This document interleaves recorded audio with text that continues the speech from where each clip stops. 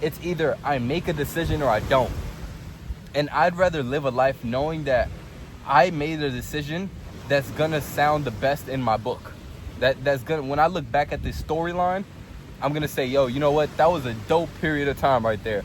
Regardless of how good or how bad it turned out, that time right there was super dope, and I'm super proud of myself for taking that chance, for taking that risk.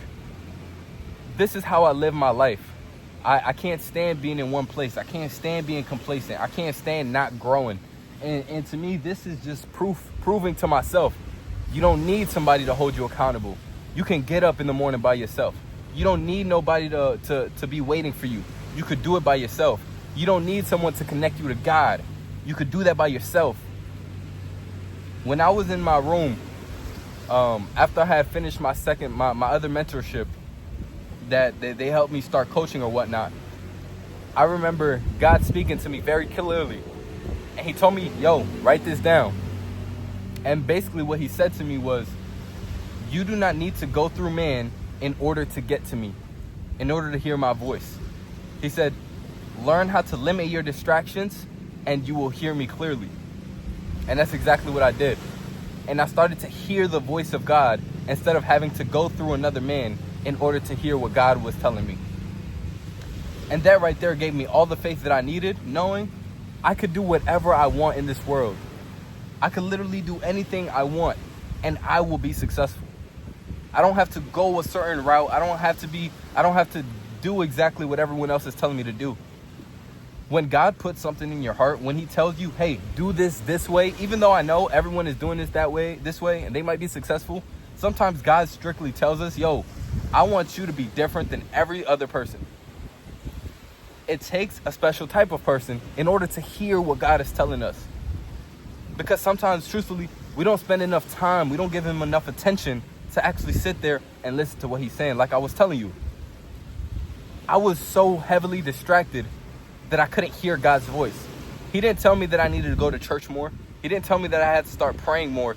He just says, get away from the distractions, right? Instantly what came to my mind when he told me that was, I gotta start putting my phone down. I gotta stop scrolling so much. I gotta stop listening to music every time there's nothing going on. I was drowning him out. There was no room for God in my space. I couldn't hear him. There was too much noise going on. I was always surrounded by people. And those were the things that were holding me back. And you may ask yourself, how does this relate to my barber business, right? Because you guys aren't coaches, but how does this relate to your business, to your life? When you can hear God clearly, he's the one that gives you ideas. The reason I went viral was because the reason anyone goes viral, the reason anyone has any sort of ideas is because of God. God gives us so many great ideas that allow for us to make the world work the way that it does. Those ideas that come to you, those aren't yours, bro. Those ideas that came to me, they weren't mine. But what I learned was, if God gave me an idea and he gave me the vision and I see exactly how I should execute it, I should probably give that some type of prioritization in my life. But too often, I wouldn't. I would let ideas pass by. I would look for every possible way that it wouldn't work. And I stayed stuck. I never ended up taking advantage of so many of the ideas that God gave me. And you hear it all the time. People will be like, yo, I thought about this way before people even invented it. Why didn't you do it? God gives us opportunities, but some of us don't take action on those opportunities. And just as I was saying on my stories earlier today, why don't we take action? It's because we don't plan our day the day before, and then we don't prepare ourselves for the day the morning of. That's how you get successful. We need to be so much more intentional with our day, with our time, in order for God to actually look at us and say, okay, you're ready for this blessing. We half-ass our entire day. We do the bare minimum every day and expect for God to actually help us. It doesn't make sense, bro. Why would he help us if when he gives us this blessing, we're gonna get more lazy? Our ego is gonna get even bigger. It's gonna get inflated, and we're gonna think, oh, I don't have to do any more work because I already got the blessing. How does that make sense, bro?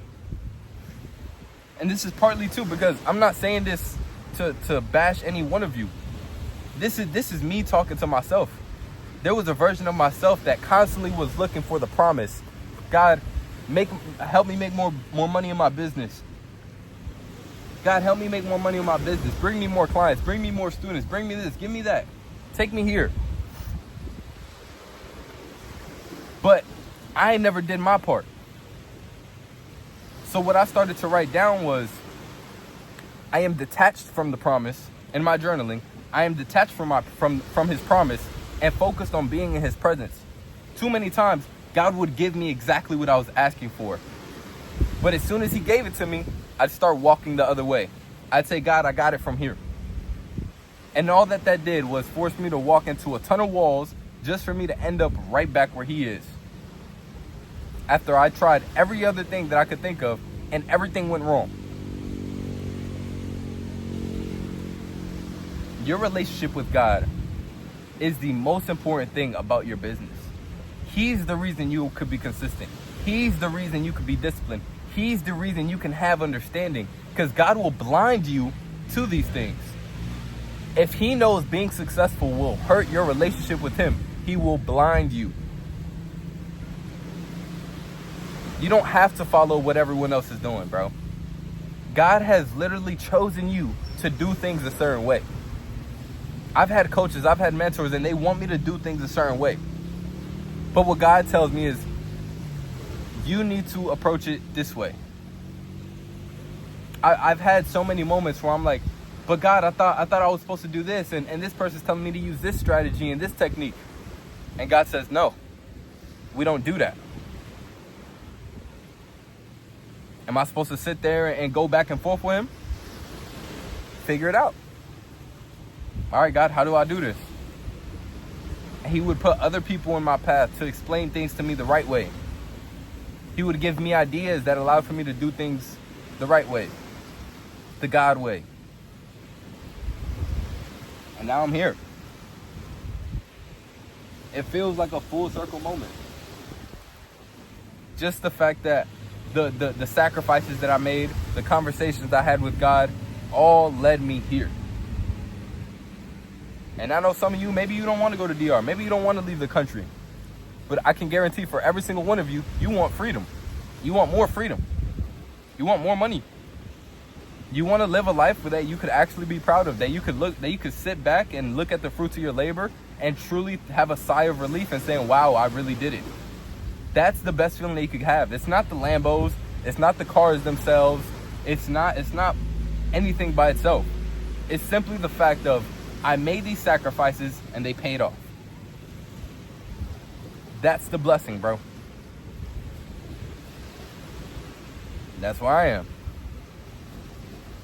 And I continue. I'm 22 years old, bro. I don't have no reason to settle down for. Everything in my power, everything in me is saying, let's keep going. Let's keep pushing. God, how much further can I take this? God has already promised me so much more than this. And all that I'm doing right now is I'm sharpening that knife. I'm sharpening that sword. Whenever God calls my number, I'm there. I'm ready. What you need from me, I'm there. This season where you may feel like, oh, I'm just waiting on God to do this, and this, and put the pieces in the right place. You're the piece that's not in the right place. Prepare yourself. Get ready. Because the calling that he wants to use you for, it may not be what you're expecting. So you need to sharpen all of your tools, sharpen yourself, sharpen every aspect of yourself. That way, whatever room God decides to put you in, you could be successful. You would be a useful weapon. Because God's going to call your number at some point. Either you're going to be ready, or you're going to be scrambling, trying to pick everything up just so you could go out and run. But you get to choose that, bro. You have this free time right now. How are you spending it? So many of you, I talk to so many people. They're talking about, oh, I go out, I play sports, I'm enjoying life. Bro, you're not enjoying life. You're escaping your reality. Those video games that you're playing are not helping you. You're escaping your reality. The truth is, your life sucks, bro. Your life truly sucks. And you run away from the things that you're supposed to be doing instead of just getting up and doing them. And every day feels like the same shit. Every day feels like you're just living in a loop. And it brings you temporary fulfillment. You're so excited because you just hit max prestige. Because you just maxed out your 2K player. You hit 99 and now you're gonna spend another $100 on VC so that you can make another player. Just so that next year you have to play a whole new game, start completely over. If you would have put all that time that you put into 2K, that you put into Call of Duty, that you put into Rainbow, if you would have put all that time into developing yourself, into being in the gym, into reading books and elevating your mindset, I guarantee you will be so much further, bro. And I say this because I was just like you, bro. I was 16, 17, 18, 19, bullshitting, bro. Playing video games, thinking that was helping me in some type of way. You chasing that temporary satisfaction. Chasing women, thinking that was gonna bring me some type of satisfaction. It didn't, bro. All that I wish now that after I locked in was that I wish I would have locked in sooner. I wish someone would have warned me like, yo, bro, you're playing around too much. You over here playing video games. You could be building up your life. Hey, come on, let's go to the gym. Yo, let's focus on this business. What are you doing to build up this business? Take this serious. You being a kid is not an excuse no more, bro. You being in high school, college is not an excuse. You being too tired, too busy with kids is not an excuse. That's not a reason for you to stay broke. That's not a reason for you to not provide for the people that you love. It's up to you. If you don't make the sacrifices, who's gonna make them? You expecting your girl to show up and pay half the bills? What kind of fucking loser are you? Build your life up. Become the man who you would be proud of. Become the man that when you're on your deathbed and you're looking at all the people around you, you're able to look at them and say, remember what I told you. Follow what I did. This is the version of yourself that you're truly going to be proud of. But if you keep playing video games, if you never get started, if you never take risks, you never take chances, how will you ever get there, bro? Wake the fuck up. This moment right here is the only thing that's guaranteed. This moment right here, this opportunity that you have right now is the only thing guaranteed. And you're pushing things off, you procrastinating as if God told you, hey, you'll have another day to do it. God don't believe in another day. Satan is the one that wants you to believe you got more opportunities. You got more time. God's time is now. Stop waiting for things to happen and make stuff happen.